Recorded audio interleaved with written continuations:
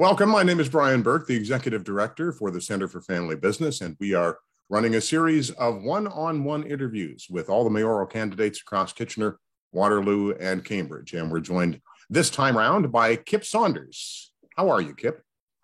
I'm doing well. Thanks, Brian. Thanks for having me. Happy to have you. There are so few opportunities, I think, for candidates of all levels to get a chance to give their thoughts that we think is a nice idea.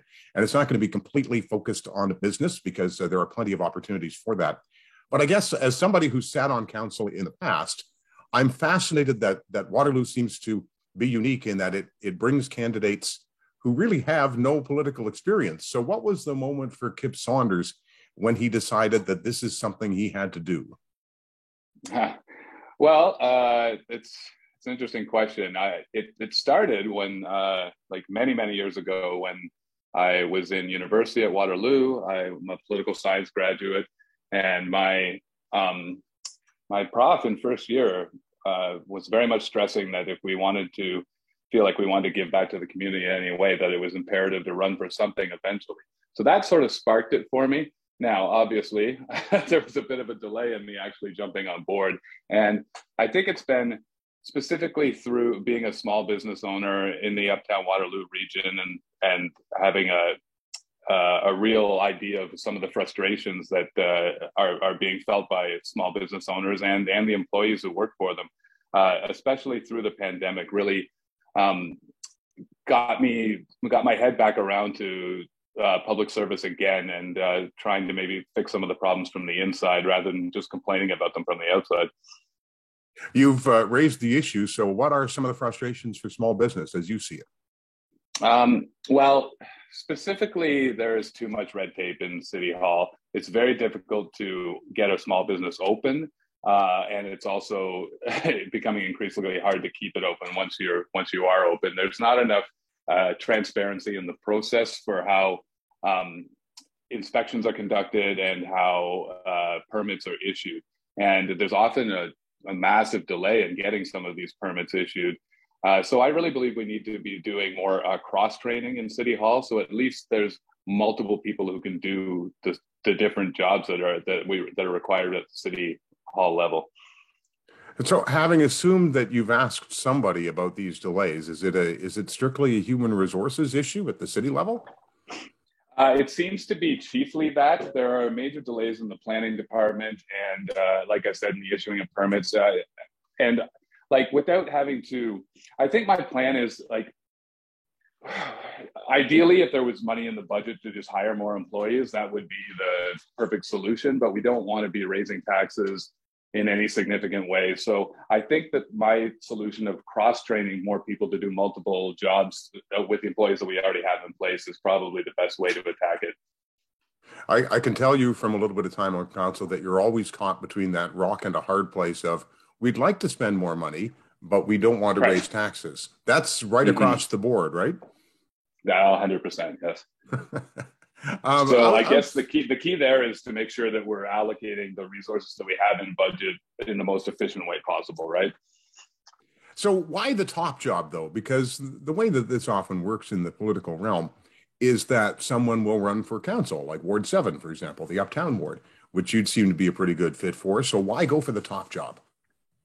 Well, I really feel like we need some different voices in local government, and it starts from the top. Now, I also feel that we need strong leadership at the mayoral level, and I've run several successful small businesses in the city and in the region, and as a result, I think that makes me perfectly suited for that top job, as I will be a strong leader.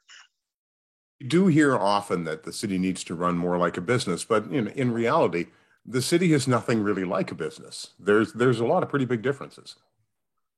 Yeah, that's sort of the simplistic way of looking at things. Like, obviously, there are ways that you can run a business that would benefit the city as well, in especially with regards to efficiency and budgeting.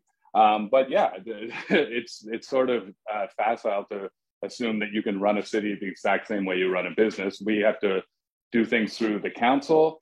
Luckily, as mayor, you get a seat on the regional council and the city council, so you can sort of attack the problem in different ways. But yeah, like I do believe that there are certain aspects of running a business that would translate to how you can take the top job and run the city as well. But let's not make it that simplistic. You mentioned issues that are different. Here's one. Housing is an issue, and everyone is talking about it. I don't expect anybody to come up, in this format and say, here's the solution to the housing problem. But what are your thoughts on it? Yeah, it's obviously a complex problem, and I'm very much trying to do in my campaign is not feed people a bunch of bull saying that I'm going to get the job and on day one we're going to solve all the city's problems. That's just not realistic. But there are some things we can do, and there's some avenues we can explore. We need to activate some of the unused city-owned land to build some affordable housing units there. We need to encourage some of the developers to build more duplexes as opposed to single units. And I'm going to be working specifically with some of the local developers to incentivize them to build more affordable housing by removing some of the cumbersome zoning restrictions, allowing them to build higher. And I also spoke with a developer the other day who told me that if he wasn't obligated to build a parking lot structure with his buildings and he could build higher, then he could then build units in his buildings for $900 a month. So why aren't we doing this? So I will be working with the developers to incentivize them rather than penalize them. Ultimately, though, in our system, our housing market it's commodified. It is for as many people as you might find who want to say, well, I'm upset with the high price of homes. There's another person who's really happy with the high price of homes because they have one. So that's going to be a constant struggle.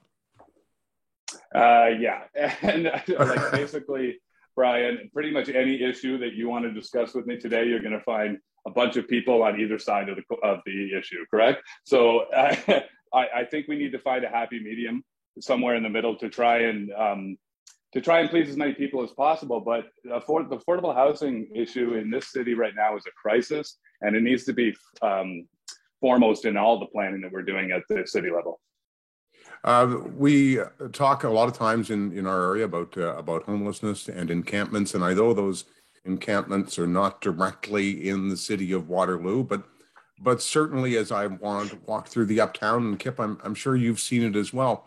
We're seeing more of those unsheltered people in Uptown Waterloo as well. So again, I don't expect you to have a solution, but I think it's good to hear your thoughts.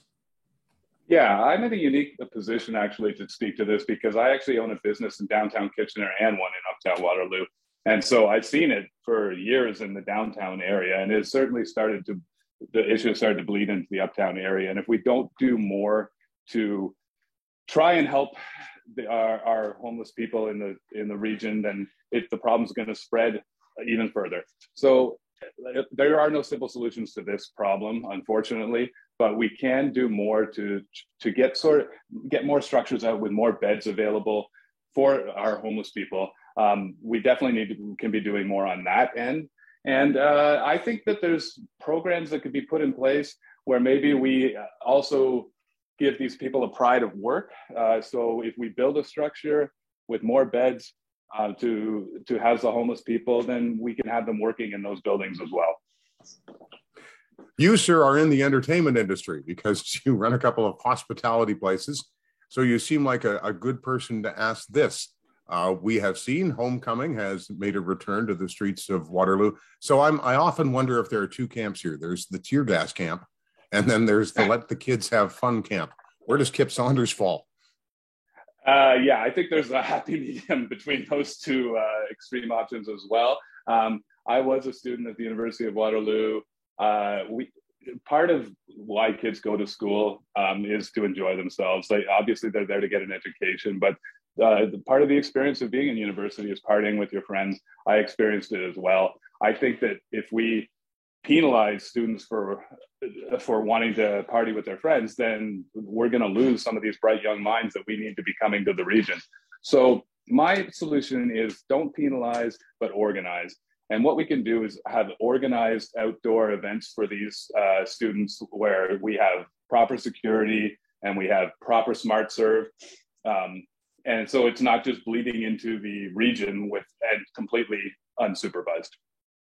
We kind of tried that, though. a few years ago. It was tried at the Laurier Stadium, and I think what we all discovered, and maybe we know this because as we get older, we gain some wisdom, that the kids don't want to go to their parents' party.